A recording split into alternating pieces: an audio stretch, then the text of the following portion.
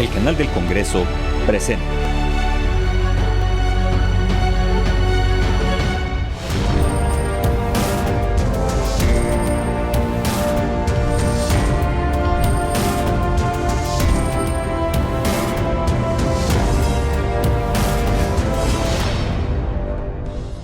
La invisibilidad que viven día con día niñas y niños de madres que viven recluidas en penales nos impide contemplar que se trata de una población de menores que no disfruta plenamente de sus derechos humanos más básicos, como son una sana alimentación, educación formal, esparcimiento, atención a su salud, entre otros. Cámara Alta documentó muy de cerca esta realidad y hoy arrancamos el programa con este reporte especial. Bienvenidos. Yo creo que ser mamá dentro de la reclusión o del reclusorio sí es un poco difícil. No dispones a lo mejor de los recursos que realmente ocupa un niño.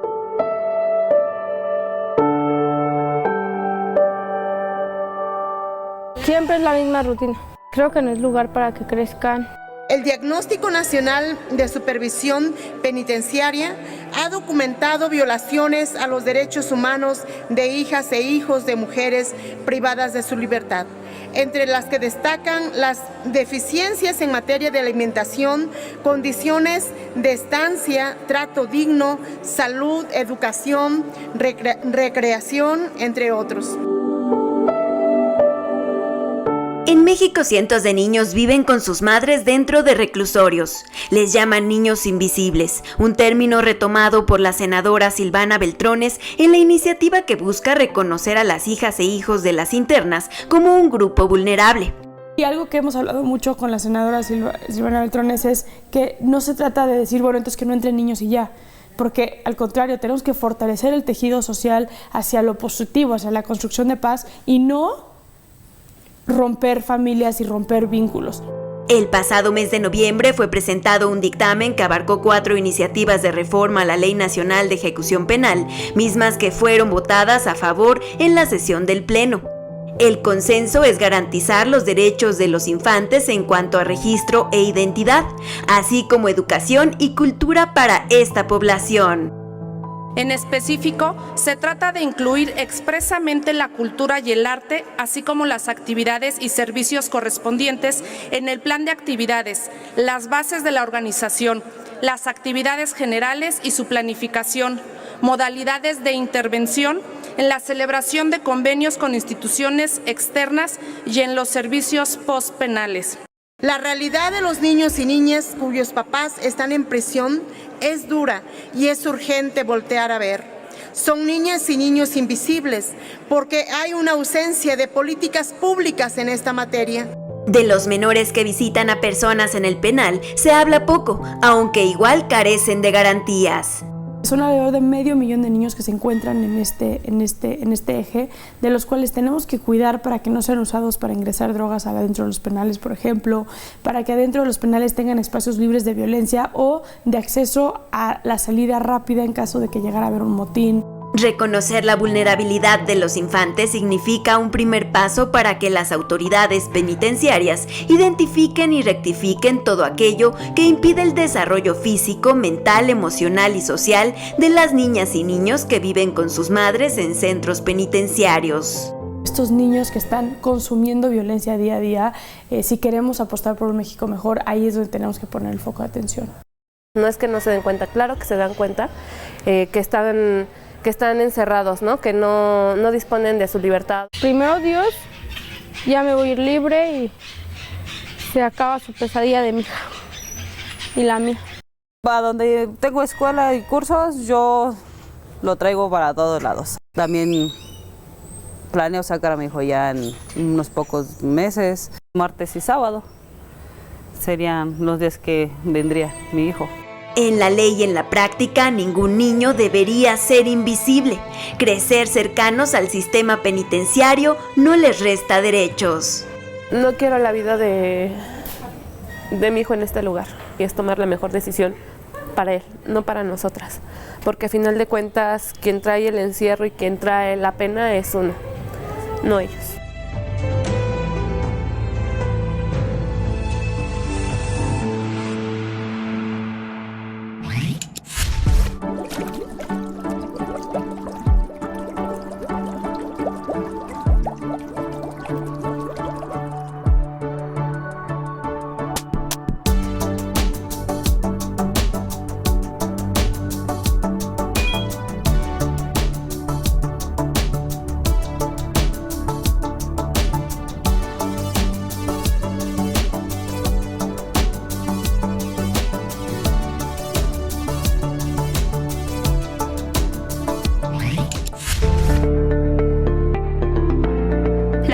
personas que se asumen como parte de la comunidad trans son aquellas que no se identifican con el sexo que les fue asignado al nacer.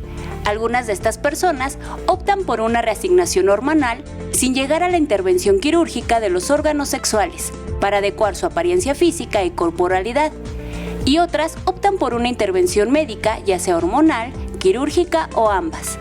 Un primer paso para garantizar que las personas trans puedan vivir libres de violencia y discriminación se dio en 2019, cuando la Asamblea Mundial de la Salud aprobó la 11ª revisión de la Clasificación Internacional de Enfermedades, que eliminó las categorías relacionadas con las personas trans del capítulo de trastornos mentales y del comportamiento. El debate alrededor de las personas atletas trans dentro de la práctica del deporte de alto rendimiento no es un tema reciente y el cual ha generado diversas discusiones a lo largo del tiempo. La participación de mujeres transgénero e intersexuales en la práctica deportiva tiene varios puntos de discusión, desde una cuestión de acceso a derechos humanos, características fisiológicas y genéticas, así como cuestionamientos y estudios sobre el impacto o no de testosterona en el rendimiento de atletas profesionales, el trato hacia la llamada ambigüedad de género y las voces alrededor de la definición ¿qué es ser mujer? En abril de este año, la Cámara Alta se unió al capítulo en América Latina del Global Equality Caucus, cuyo objetivo consiste en fomentar el diálogo entre partes y la construcción de agendas conjuntas de trabajo en favor de las personas de la diversidad sexual y de género. Esta es la instancia donde debe generarse más investigación sobre el rendimiento deportivo de las y los atletas transgénero de élite para poder guiar a los funcionarios deportivos en esta temática. La historia de la vitivinícola más antigua del hemisferio se remonta a 1595, cuando don Lorenzo García consiguió el permiso del gobernador de la Nueva Vizcaya de plantar la vid en el Valle de Parras. Con una industria de casi 500 años de tradición, México fue sede de la edición número 43 del Congreso Mundial de la Viña, espacio para reflexionar sobre el desarrollo y futuro del vino mexicano. El vino en México tiene más de 4 siglos de historia. Por ello, la ciudad de Ensenada fue elegida como sede del 43º Congreso Mundial de la Viña y el Vino, el evento más importante del mundo en su ramo y el mejor escenario para mostrar ante productores, expertos e investigadores de 49 países los avances logrados por la industria vitivinícola nacional. Si bien México aún está lejos de ocupar uno de los primeros lugares de producción, en los últimos años el sector ha crecido y hoy se produce vino en 15 entidades del país. En 2021 se obtuvieron 452,000 toneladas de uva, de las cuales el 74% fue uva de mesa, 15% se destinó para pasas y 11% para vinificación. La fascinante historia del vino en nuestro país se ha venido escribiendo desde hace 500 años. Por ello, puede entenderse que el vino esté tan arraigado en nuestra historia y nuestra cultura, siendo además un motivo de gran orgullo y tradición para los bajacalifornianos. En el evento se destacó el gran potencial de México en el mercado mundial, con un volumen de producción anual de 4 millones de cajas de vino que lo ubican como 24º productor y con una expectativa de crecimiento bastante favorable, pues se pretende incrementar la producción en 50% para 2030. Además, es importante destacar que el sector vitivinícola nacional es un motor de desarrollo, cuyo dinamismo se refleja en los más de 500,000 puestos de trabajo que genera y que lo convierten en la segunda fuente de empleos en el sector agrícola mexicano. Y aunque la ingesta de esta bebida en México aumentó 22% en la última década, el consumo per cápita es de solo 1 litro por persona al año. El desarrollo de la industria vitivinícola nacional no ha estado exento de obstáculos como, por ejemplo, los que tienen que ver con el establecimiento de tasas impositivas que afectan severamente la competitividad de nuestros vinos frente a los de origen europeo o sudamericano. Por ello, el Senado impulsa una iniciativa para modificar la ley del Impuesto Especial sobre Producción y Servicios para exentar al vino de este impuesto, ya que actualmente se grava con una tasa del 26.5% del IEPS, 16% de IVA y 4.5% correspondiente a impuestos locales, por lo que estos distintos impuestos llegan a representar hasta casi el 50% del valor de una botella. Con esta iniciativa y la organización del Congreso, el vino mexicano empezará a ser visto de manera diferente, pues la innovación tecnológica e infraestructura con la que cuenta nuestro país imprime en cada botella una gran calidad que destaca a nivel mundial.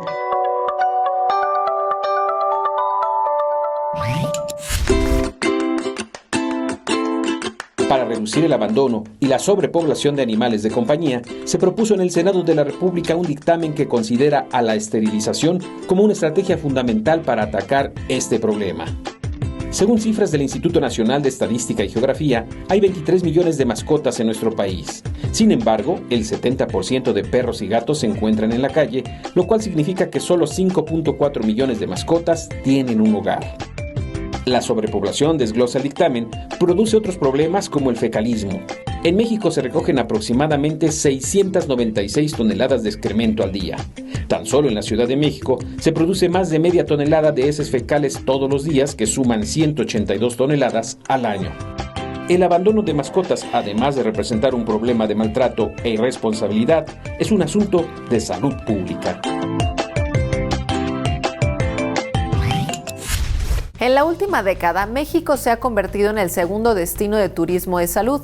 Recibe 1.2 millones de visitantes al año, tan solo por detrás de Tailandia, que recibe 1.8 millones de visitantes durante el mismo periodo. Con la finalidad de consolidar esta importante ventana de desarrollo, la Cámara Alta aprobó un dictamen que busca crear herramientas y mecanismos que afiancen y fortalezcan el turismo médico y de salud en nuestro país. México es un destino visitado por su gran diversidad de recursos y riquezas. Sin embargo, México también es potencia por su turismo médico. El turismo médico es ese servicio que se brinda a los ciudadanos que no son originarios o residen en un país, que vienen de alguna otra nación y vienen a atenderse médicamente. Buscan ese servicio y a la vez va acompañado de recreación. Se trata de una actividad económica muy importante que aglutina diversos servicios, desde hospitales y laboratorios hasta hoteles, restaurantes y agencias de viajes. El turismo médico no habla nada más de médicos, tiene que ver con toda la industria que hay alrededor, taxis, hoteles, servicios de salones de belleza, en fin, todo lo que está alrededor, los que ofrecen tours de la ciudad, por ejemplo, no todas las áreas turísticas, porque un paciente viene a hacerse un tratamiento estético y aprovecha para ir a conocer todo lo que está alrededor. En el Senado de la República se aprobó un dictamen a través del cual se establece que la Secretaría de Turismo tiene que coordinarse con la Secretaría de Salud en el establecimiento de programas, lineamientos, criterios y estándares respecto a la calidad en la prestación de servicios médicos. Es una herramienta muy importante el hecho de que hayamos reformado la Ley General de Turismo, donde se obliga a la Secretaría de Salud y a la Secretaría de Turismo que se coordinen, trabajen programas, criterios, procedimientos para garantizar un excelente servicio médico. Sin duda va a venir a repercutir en el sector de turismo médico y va a traer como consecuencia pues mayor seguridad para las personas cuando se enteren que hay esa vigilancia, que hay esa supervisión por ambas secretarías. México cuenta con una infraestructura adecuada para los pacientes extranjeros que buscan atención de las especialidades más visitadas en nuestro país, que son la odontología, la oftalmología y la estética. Los procedimientos más comunes son aquellos que, como te decía, los que no cubren los seguros en el país, en Estados Unidos o en Canadá, que son los que tienen que ver con cuestiones estéticas o, sin duda, los procedimientos odontológicos. También recientemente hay un área de crecimiento importante en todo lo que tiene que ver con las terapias celulares, inmunoterapias. Las y los legisladores afirmaron que incorporar el turismo médico y de salud es indispensable para la vida futura del sector, la economía, la cultura y el desarrollo de nuestro país. En México alrededor de 2 millones de visitantes tenemos anualmente y una derrama económica extraordinaria. El turismo médico, por supuesto que es una derrama económica muy importante para el país, para la nación. No está pues en todos los lugares, pero sí tenemos destinos ya muy consolidados, como es Tijuana, Cancún, Puerto Vallarta, Guadalajara, la misma Ciudad de México, Monterrey. México se ha destacado por ser un país donde se brinda un servicio extraordinario. Sin embargo, diseñar estrategias y programas diferenciados hará de nuestro país un destino de turismo médico de alta calidad que ayudará a impulsar, consolidar y diversificar la oferta en la materia.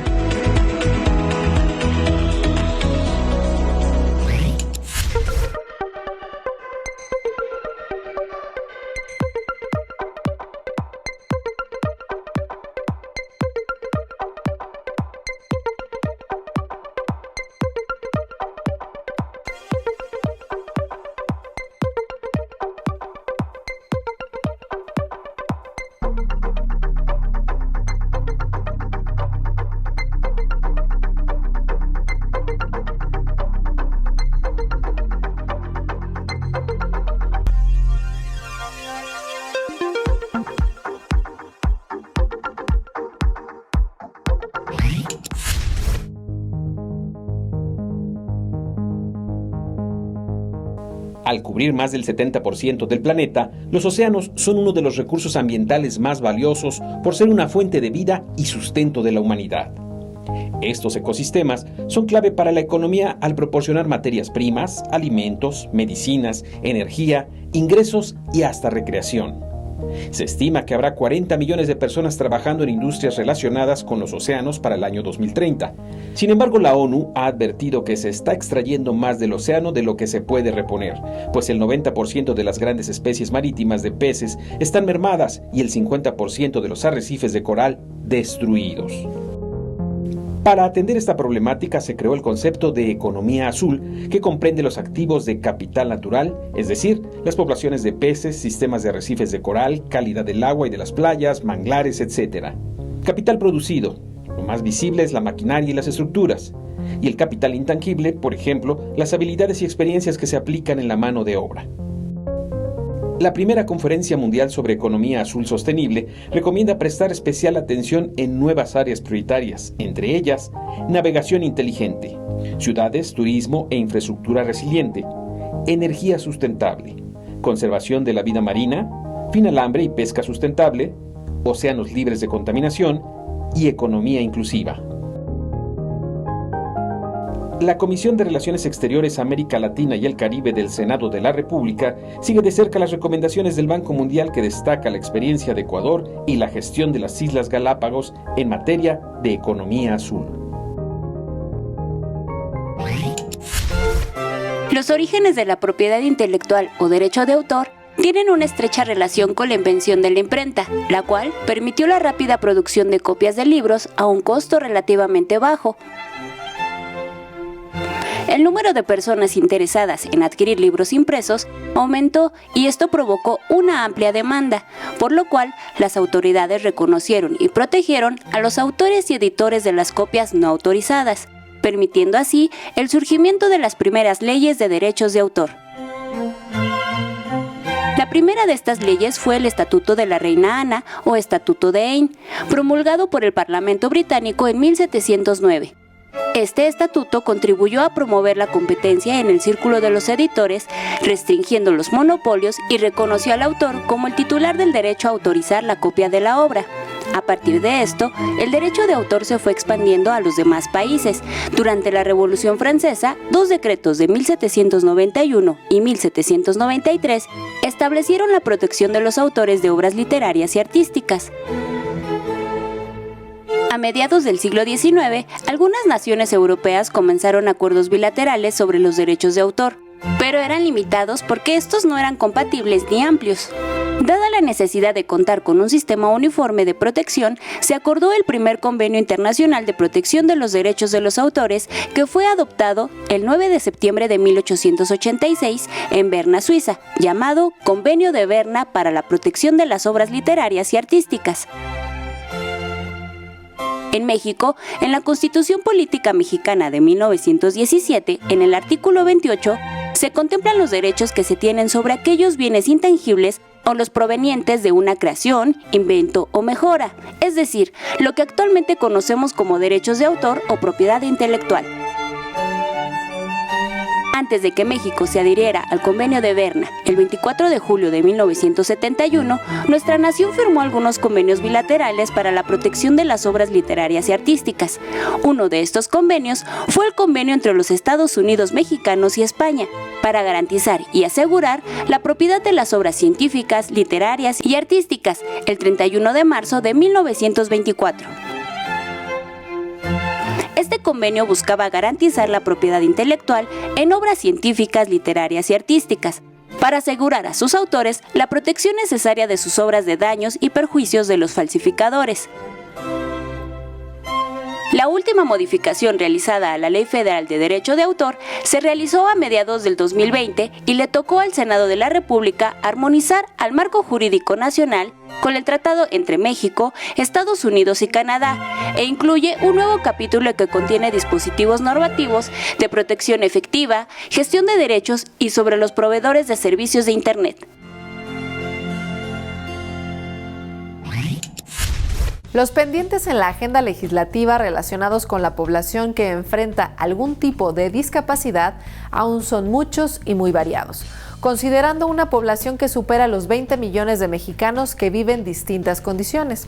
Este es uno de los motivos que impulsaron la realización del Congreso Internacional sobre Discapacidad en la Cámara Alta, del cual surgieron varias propuestas y entre ellas la de legislar con perspectiva de discapacidad.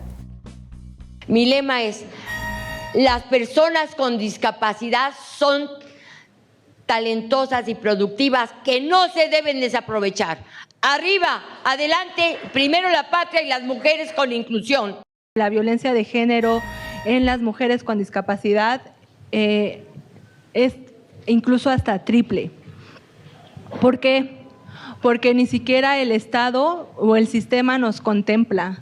¿Alguien de ustedes se imagina lo que es para los hombres rasurarse, para las mujeres maquillarse sin ver, vestirse, seleccionar su ropa, cocinar, lavar, planchar, pero sobre todo trabajar, estudiar e incluirse en la sociedad? El hecho de que yo tenga una discapacidad, eso no me limita a poderme, a quererme y a tener el derecho de realizarme como persona y como mujer. ¿Sí o no? ¡Cierto! ¡Cierto! Muy bien.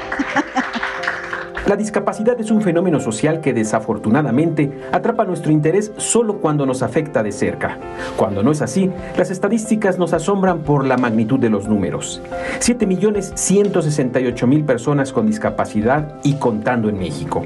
Y luego, pues lo que sigue es responsabilidad de todos y primordialmente del Estado, garante de la equidad, de la justicia social, la participación, la inclusión, la salud y la no discriminación, entre otras obligaciones que deben formar parte de las políticas públicas que se gestan en el legislativo. Nos corresponde trabajar para remover las barreras y revertir la exclusión que la sociedad le ha puesto a las personas con discapacidad. Desde la discriminación de trato, la más evidente, hasta el diseño del transporte, las vías y los espacios públicos, hay una serie de acciones y omisiones que afectan sus derechos. Es el momento de romper muchas barreras, la económica, la política, las estructurales, pero creo que la más importante son las barreras humanas. El tener una discapacidad no es una elección, es una condición de vida y eso deberíamos de entender todos y todas las personas. La política pública de este sexenio regresa al modelo médico asistencial. Ve a las personas con discapacidad como sujetos de caridad.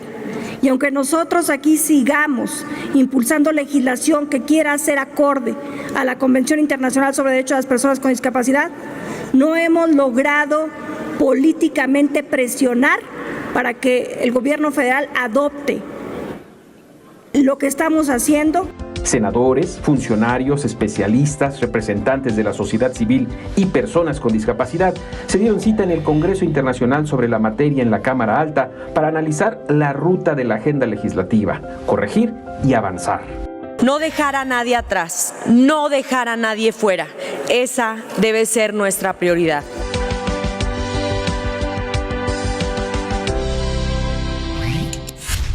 Sin más por el momento, llegamos al final de la presente entrega de Cámara Alta. Sin embargo, abrimos la invitación para que nos acompañen durante la próxima edición de esta revista informativa.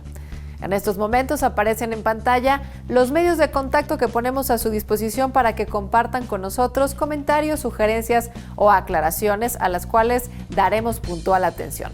Soy Paulina Usigli, pásenla muy bien, hasta la próxima.